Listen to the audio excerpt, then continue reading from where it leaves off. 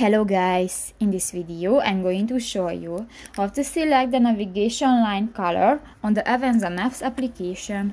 But first of all, I just want to mention, please don't forget to subscribe to our channel, because at 100,000 subscribers we are going to show you our YouTube revenue statistics and growth strategy, how to make money online. So let's jump into it. First of all, open the application on your device.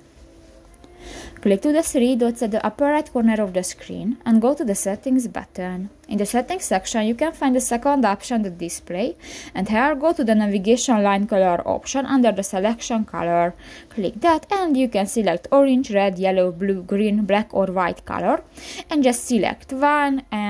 For example, if you want green, just click to the circle icon and the navigation line color is green. So that's pretty much it for this video, guys. See you in the next one. Bye bye.